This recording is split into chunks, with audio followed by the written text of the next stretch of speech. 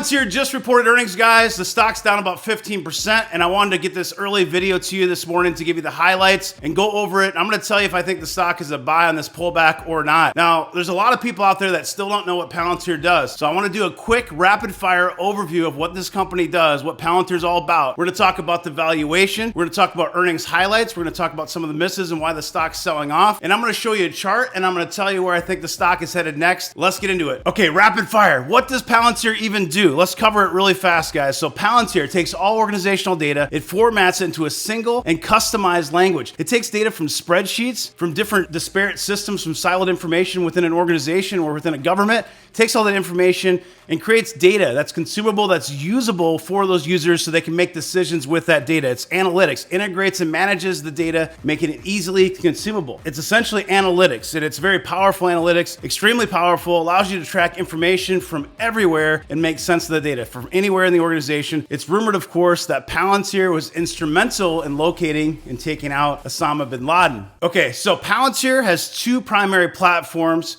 and that's going to be Gotham and Foundry. Okay, there's SaaS, there's software-as-a-service platforms. There's also Apollo. I'll talk about that in a second. Gotham is mostly used by government agencies. Foundry is used primarily by private enterprise. So this is the commercial business. This is the most important part, really, when you think of the future growth. When you think of that future growth, it's going to be in that private enterprise or commercial segment. So this is Apollo, guys. We've got Foundry and Gotham. Those are SaaS, software-as-a-service. And it runs on Apollo. So Apollo, instead of being a public cloud like AWS, this is going to be a private cloud that's going to be more secure for government agencies. This is from YouTube, and it's just explaining what Apollo is. Most SaaS products only run in the public cloud, limiting where software can be deployed. From satellites to classified networks, Palantir Apollo brings the agility and stability of SaaS to Cloud 2.0. Foundry is focused on the same goals as Gotham, which is to integrate complex data from multiple locations and provide insights that are actionable. Again, all right? So Gotham's focused on operations and investigations, takes large data sources, unifies that data, enables users to complete missions with insights. Foundry focuses on helping enterprises with data, especially complex data, with scale, visibility, and efficiency.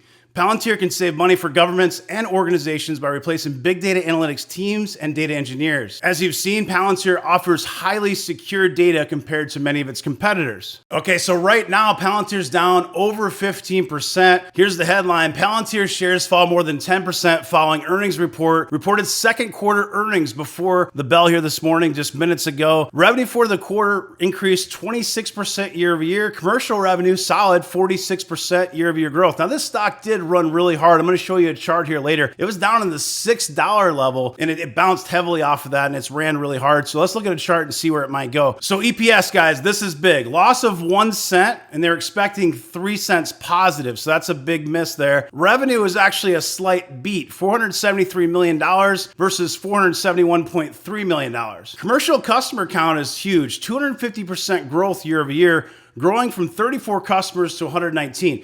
This is going to be the key to success for Palantir because they've been around for 20 years and they've got a lot of those government customers baked out. And so the growth is going to come from these commercial customers. And seeing that growth, that is a positive for Palantir bulls. CFO David Glazer told CNBC that the company's miss was due to a decline in investments. You've seen this a lot with earnings, right? So investments in marketable securities. These guys have invested in tons of SPACs that have been hit really hard. Glazer said commercial growth is widespread. So the company's doing really well. They've had some earnings misses here primarily because of the investments. One of the main reasons the stock is down is guidance. The guidance was a little bit light here, expecting about $475 million in the third quarter and about $1.9 billion for the full year. It says here that the weak guidance is due to the lumpiness of government work, but he is confident in the company's pipeline. So this could be an opportunity in the pullback, maybe to add shares of Palantir. Let's dig a little bit deeper. All right, so if you guys don't follow me on Twitter, the handle is @FiredUpWealth. I posted this within a couple minutes after Palantir released earnings. I want to cover the guidance that we just talked about. So we talked about $475 million for Q3 on the revenue. The expectation was really about $501 million, so that's pretty light. When you look at the full year guidance for the revenue, 1.9 billion that we talked about, the estimate expectation was 1.97 billion. So significant guide down on both of those. So the bull case here, guys, just last week on August 5th, we saw reports here that Palantir is looking to increase headcount by 25%. They're trying to beef up their headcount, especially in their sales team, and sell more, especially in the commercial customers. So it looks to boost its headcount by 25% by end of year to meet its ambitious sales targets, Bloomberg reports. Palantir has already hired or extended offers to 1,100 new employees so far this year. It aims to add another 300 before year end. Palantir's headcount will soon reach around 3,670, up from 2,920 at the end of 2021. So this could be big. So let's talk about some of the metrics. Valuation. What's this thing worth? Okay. When you look at the EV NCM revenue, it's about 9.4x before earnings. You have to remember this company's been around for almost 2 decades. It was founded May 6, 2003. So even though this was a direct listing, it wasn't an IPO, it was a direct listing at the end of 2020. It's not a new company. And I think a lot of newer investors don't realize that these guys have been around for almost 2 decades. Gross margin, solid 82%. Rule of 40, not bad, 44%.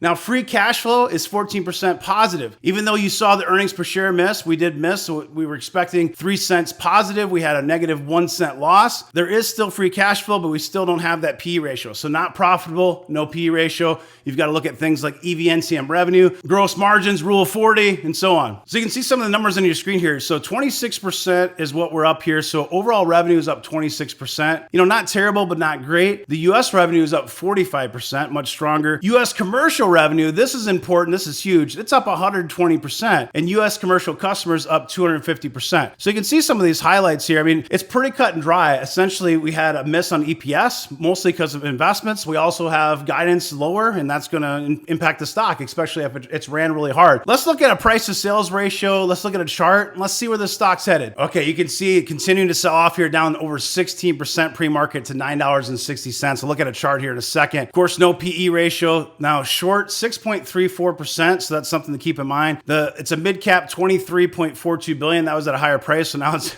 getting closer to $20 billion. When you've got a lot of short sellers, this is going to amplify the selling downwards. You have short squeezes that make the stocks pop, and you've also got, shorts that can drive the stock much lower. So this could wash out a little bit further. Let's look at a chart. Just real quick, price to sales. So if you look at the price to sales ratio, December 31st, 2021, the price was $18.21. The price of sales was 22.21. Now we're down here around 13. This is before the sell-off. So 13.5 based on the price from Friday's close. So we're going to be, pushing this down a little bit further, getting closer to probably 12 or something like that. So the price to sales ratio is still, fairly high. And that's one thing that people don't realize. It's like they want the stock to go to $30, and I do too, because I own a lot of shares of Palantir. But the reality is it's still an expensive stock, and it doesn't have the growth necessarily to support that. Now, with that said, I do think that there's opportunity for this company to be much, much larger than it is right now, but that's going to take time. You've seen that they're going to ramp up the sales team. It's going to take time to build that team up and to sell more, especially to those commercial customers. Okay, we're going to look at a chart. I spent a couple hours yesterday on Sunday prepping for this, so I've got a really good idea of where I think the stock might be headed. Now, before we look at the chart, I need to announce that this video was sponsored by The Motley Fool. If you'd like to see the 10 best stocks to buy now, visit fool.com/fired up wealth. And if this video is helpful, please drop me a like, drop me a comment. Make sure you subscribe to the channel, click that bell to get notifications. So where is the stock headed for Palantir? You can see, guys, the all-time high on this was $45 back in January 2021. It got way ahead of itself like a lot of these stocks. And this is why a lot of people have put Palantir into the meme stock bucket, because it traded more expensively than it probably should. The valuation wasn't really supporting the fundamentals, right? With that said, though, this is a quality company and it's going to grow and do well. It just probably wasn't worth $45. We know it wasn't worth $45 back January 2021. Now, the 52-week high was September 17th, 2021. That was $29.29. Now, the all-time low, believe it or not, it went from $45 to $29 to $6.44 on May 12th, 2022. So just a couple months back, it was $6.44. And it's made a nice run. It made a nice run all the way up to this $11 and change mark before pulling back. So now pre-market here, you can see this orange line. It's back under $10 at $9.78. The previous chart day, we said 865 was support, and that earnings are going to be coming up, and that earnings are going to make the stock either pop or drop. So anytime you see orange in this is chart day. If you like chart day, you can join us on Patreon. It's patreon.com/firedupwealth. So where are we at? Where's the stock headed as a buy now? Support is now $9.40. So technically, we still are holding support. We're at $9.76. I expect the stock to tease that 950, 940 range. Now, if it breaks down, the bear case, if it breaks down that 940, you could see 865 and maybe even $7.50. Now, I'm not saying that has to happen, but if the market starts to tank and roll over, those are the price levels you're going to see. Right now, what you need to look at is $9.40. And it's always tough because the stock could easily bottom around 940 and it might bottom quickly and you can miss, or it could just continue to sell off and you might buy too early.